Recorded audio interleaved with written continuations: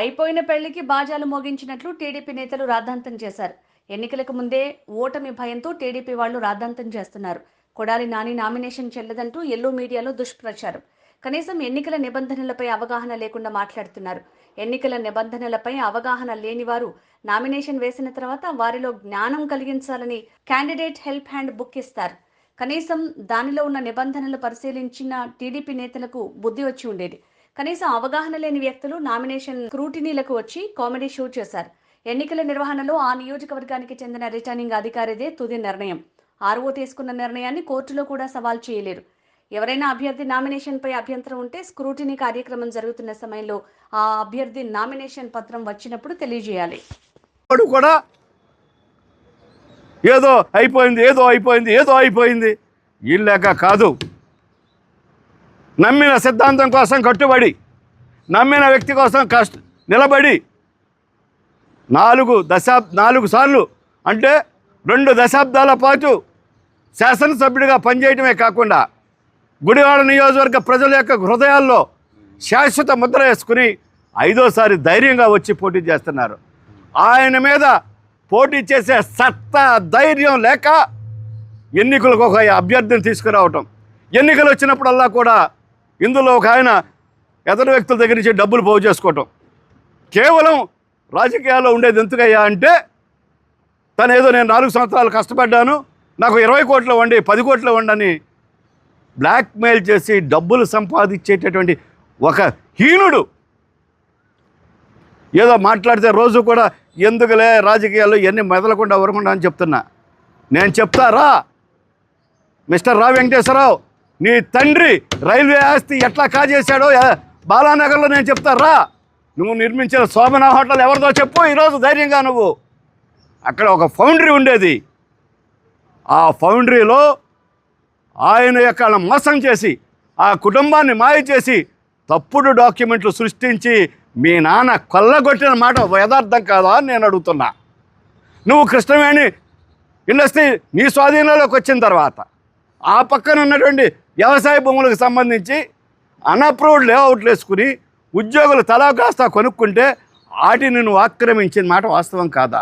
వాళ్ళు నా దగ్గరికి కూడా 10 సార్లు తిరిగారు పాపం. నువ్వేదో తప్పుడు డాక్యుమెంట్లు సృష్టించి ఇన్ని చేసిన నువ్వు ఇవాళ నీతులు చెప్తావా?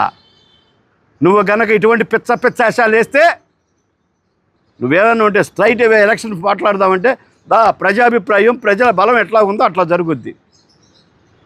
ఏదో ఒక ఆయన తాగేసి మాట్లాడుతున్నాడు, ఏది చేసుకుందామంటే చేసుకుందామని చేసుకుందామనే మగోడు ఈ తప్పుడు సత్యదూరమైన ఆరోపణలు, సత్యదూరమైనటువంటి అంశాలు ఆర్ఓ ముందు పెట్టి ఏదో లబ్ధి పొందుదాం, మేము ఎలక్షన్లో గెలవలేం, డైరెక్ట్గా ఫైట్ చేసి మేము గెలవలేం, మేము అసలు అమెరికా నుంచి వచ్చింది కేవలం డబ్బుతో గెలవాలి, గుడివాడ ప్రజల్ని డబ్బుతో కొనేసుకోవచ్చు, ఎలాగో ఒక 15 కోట్లు 16 కోట్లు ఇచ్చి ఒక ఆయన్ని, 3 కోట్లు 4 కోట్లు ఇచ్చి ఒక ఆయన్ని కొనుక్కున్నాం, ప్రజలను కూడా కొనుక్కోవచ్చు అంటే గుడివాడ ఓటర్లు, గుడివాడ ప్రజలు అమాయకులు కాదు, పిచ్చోళ్ళు కాదు, ప్రతిదీ గ్రహిస్తారు. నువ్వు భారతదేశంలో మరి ఇంతకాలం మరి గుడివాడ నేను పుట్టాను, గుడివాడ పెరిగానంటే మరి నువ్వు 30 సంవత్సరాలు 40 సంవత్సరాలు అమెరికాలో ఉన్నప్పుడు ఒక్కరోజన్నా గుడివాడ గురించి కానీ గుడివాడ ప్రజల గురించి కానీ ఒక్కరోజన్నా నువ్వు ఒక్క నిమిషమైనా ప్రజల గురించి ఆలోచించావా? లేదే. ఈ రోజున తగుదనమ్మా అంటూ వచ్చి ఇలా రక్తాన్ని పీల్చినట్టు పీల్చేసుకుని వచ్చిన నువ్వా మాట్లాడేదని చెప్పి ప్రశ్నిస్తున్నా. నేను ఖచ్చితంగా చెప్తున్నా, నామినేషన్లో కానీ లేదా ఇంకో ఇతర అంశాల్లో కానీ ఎక్కడా కూడా వైఎస్ఆర్ కాంగ్రెస్ పార్టీ అభ్యర్థి అయినటువంటి ప్రస్తుత శాసనసభ్యులు కొడాలి శ్రీ వెంకటేశ్వరరావు గారు అన్నీ కూడా ధ్రువపత్రాలన్నీ సమర్పించడం జరిగింది, ఆర్ఓని సాటిస్ఫై చేయడం జరిగింది. ఆర్ఓ గారు ఖచ్చితంగా దాన్ని అన్నీ ఖచ్చితంగా ఉన్నాయని చెప్పి దాన్ని ఆమోదించడం జరిగింది. దీన్ని కూడా ఒక విషయం తంతు చేసి ప్రజల్ని ఓటర్లని తప్పుదారి పడదామనే ప్రయత్నాన్ని ఎప్పటికైనా మీడియా కూడా మేము దీని మీద అవసరమైతే డిఫర్మేషన్ వేసి అన్పాపులర్ చేయడానికి, ఓటర్లను ప్రలోభపరచడానికి మీరు ప్రయత్నం చేస్తున్నారు అని చెప్పి మేము ఎలక్షన్ కమిషన్కి కూడా రేపే మేమందరం వెళ్ళి ఫిర్యాదు కూడా చేయదలుచుకున్నాం. తర్వాత దీని మీద డిఫర్మేషన్ కూడా వేస్తాం. కాబట్టి అన్నిటిని చట్టపరమైనటువంటి పోరాటం చేస్తాం. చట్టపరమైన చర్యలను ఎదుర్కోవడానికి మీరు కూడా సిద్ధంగా ఉండాలని హెచ్చరిక చేస్తున్నాం.